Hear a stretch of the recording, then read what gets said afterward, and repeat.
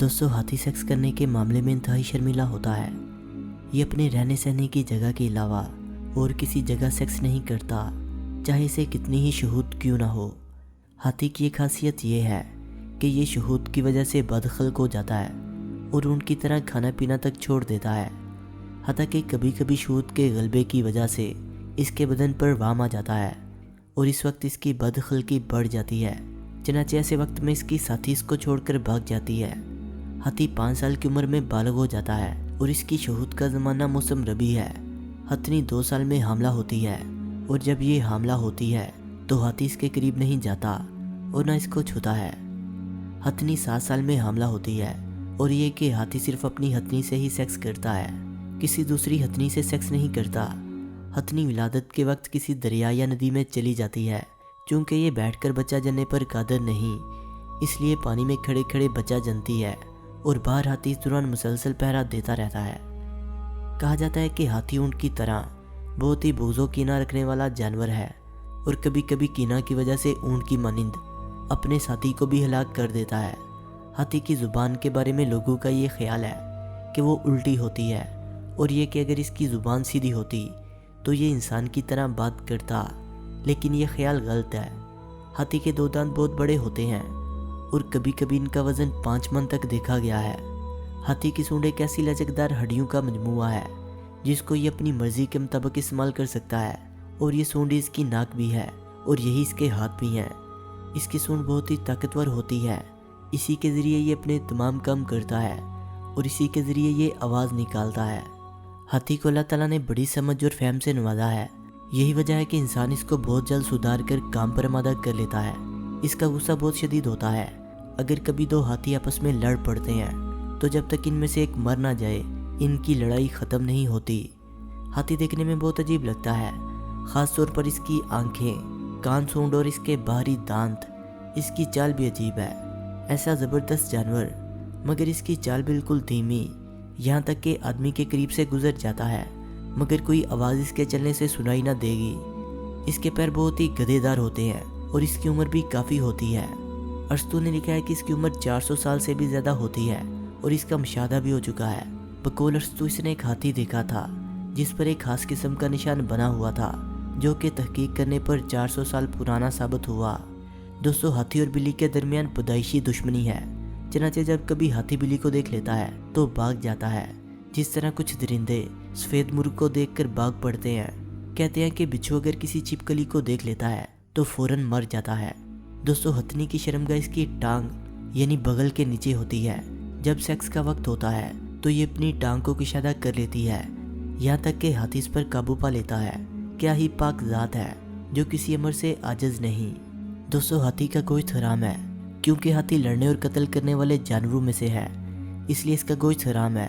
इमाम अबू हनीफा रहमतुल्लाह अलैह के नज़दीक हाथी का गोश्त खाना मकरूह है। हाथी को फ़रोख्त करना जायज़ है क्योंकि इस पर सवारी की जाती है और इससे और भी काम लिए जाते हैं। दोस्तों अगर कोई शख्स हाथी के कान का मैल धोकर खा ले तो वो मुसलसल 7 दिन तक सोता रहेगा और अगर इसके तेल या चर्बी को मुसलसल 3 दिन तक बर्स का मरीज़ बतौर मालिश इस्तेमाल करे तो इंशाल्लाह इसकी बीमारी दूर हो जाएगी। अगर इसकी हड्डी का कोई छोटा सा हिस्सा किसी मिर्गी वाले के गले में बतौर तवीज़ डाल दिया जाए तो बच्चा मिर्गी से महफूज हो जाएगा। और अगर हाथी का दांत किसी दरख्त पर लटका दिया जाए तो इस दरख्त पर इस साल फल नहीं आएंगे। अगर कोई शख्स बकदरे 2 दिरहम हाथी दांत का टुकड़ा शहद में मिलाकर चाट ले तो इसका कुव्वते हाफ़ज़ा बढ़ जाएगा। और इसी तरह इसको कोई औरत चाट ले तो फिर वती करे यानी हम बिस्तरी करे तो इंशाल्लाह हामला हो जाएगी। अगर कोई बुखार का मरीज़ हाथी की खाल का एक टुकड़ा बतौर तवीज़ बांध ले तो इंशाल्लाह इसका बुखार जाता रहेगा। अगर हाथी के गोबर को जलाने के बाद बारीक पीस ले और फिर इसको शहद में मिलाकर किसी ऐसे शख्स की पलकों पर लगाया जाए जिसकी पलकें जड़ गई हों तो इंशाल्लाह इसकी पलकें दोबारा निकल आएंगी। अगर कोई औरत अनजाने में हाथी का पेशाब ले तो फिर वो हामला नहीं होगी। अगर हाथी की लिद किसी औरत के गले या बाजू पर बांध दी जाए तो जब तक ये लिद इसके बदन पर रहेगी वो हामला नहीं होगी। हाथी की खाल का धुआं बवासीर की बीमारी के लिए बहुत मुफीद है। दोस्तों ख्वाब में हाथी को देखना इसकी तब्बीर अजमी बादशाह है जिससे लोग डरते हों मगर वो कम अकल हो। वो ख्वाह के काम में मुलव्वस हो जाता है और जंगली चालू से वाकिफ़ है اور جو شخص خواب میں ہاتھی پر سوار ہو یا اس کا مالک بنا اس پر خود کو سواری کرتے ہوئے دیکھا تو اس کی تعبیر یہ ہے کہ اس کو بادشاہ کی قربت حاصل ہوگی اور وہ اچھا مرتبہ حاصل کرے گا اور اس کی عزت و سر بلندی زمانہ دراز تک قائم رہے گی۔ چنانچہ اگر کسی نے خواب میں دیکھا کہ وہ ہاتھی پر سوار ہوا اور ہاتھی اس کی فرما برداری کر رہا ہے تو اس کا مطلب یہ ہے کہ وہ شخص کسی طاقتور اجمی بخیل آدمی پر غلبہ پالے گا۔ دوستو، اگر کوئی بادشاہ جنگ کے زمانے میں یہ خواب دیکھے کہ وہ ہاتھی پر سوار ہو رہا ہے تو اس کی تعبیر یہ ہے کہ وہ بادشاہ جنگ میں ہلاک ہو جائے گا۔ دوستو، ابو عبداللہ نے لکھا ہے کہ میں ایک بحری سفر کے لیے کشتی پر سوار تھا کہ اچانک ایک زبردست ہوا چلی اور ہماری کشتی ڈماڈول ہونے لگی اور اس کے ٹوٹ جانے کا شدید خطرہ پیدا ہو گیا۔ چنانچہ کشتی پر سوار تمام لوگ مایوس ہو گئے اور اللہ تعالیٰ سے دعا مانگنے لگے کہ اگر اللہ تعالیٰ اس مصیبت سے نجات دے دے تو ہم فلاں فلاں کام کریں گے۔ چنانچہ لوگوں نے ابو عبداللہ سے بھی اصرار کیا کہ آپ بھی کوئی نظر مانے۔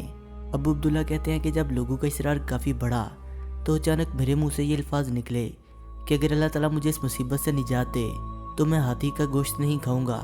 کچھ دیر بعد کشتی ٹوٹ گئی اور تمام لوگ دریا میں بہہ گئے، مگر مجھے اور میرے ساتھیوں میں سے کچھ لوگوں پر اللہ تعالیٰ کی رحمت نازل ہوئی اور لہروں نے ہمیں ایک ساحل پر لا پھینکا۔ ہم لوگ اس ساحل پر کئی دن تک رہے مگر ہمارے لیے کھانے پینے کے لیے کچھ بھی نہ تھا۔ اچانک ایک دن کہیں سے ایک ہاتھی کا بچہ ساحل پر آ گیا۔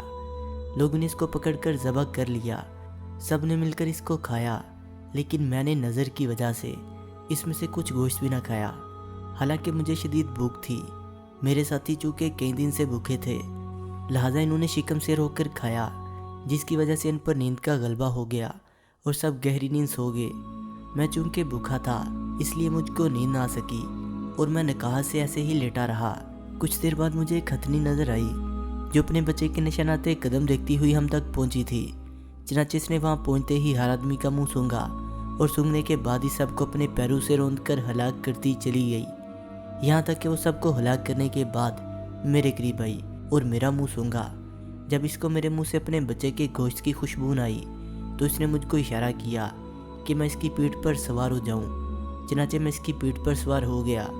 ہتھنی مجھے لے کر اس قدر تیزی سے دوڑی کہ میں نے کبھی ہاتھیوں کو اتنی تیزی سے بھاگتے ہوئے نہیں دیکھا، یہاں تک کہ وہ اس دن اور پھر تمام رات مجھے اپنی پیٹھ پر بٹھائے ہوئے دوڑتی رہی حتیٰ کہ صبح ہو گئی، اور پھر اس نے مجھے ایک ایسی جگہ پر پیٹھ سے اترنے کا اشارہ کیا جہاں پر کچھ لوگ کھیتی باڑی میں مشغول تھے۔